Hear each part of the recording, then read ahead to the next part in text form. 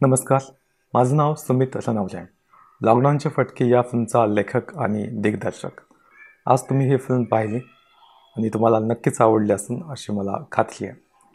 Part 2च्या अपडेट्ससाठी आमचा channel subscribe करा.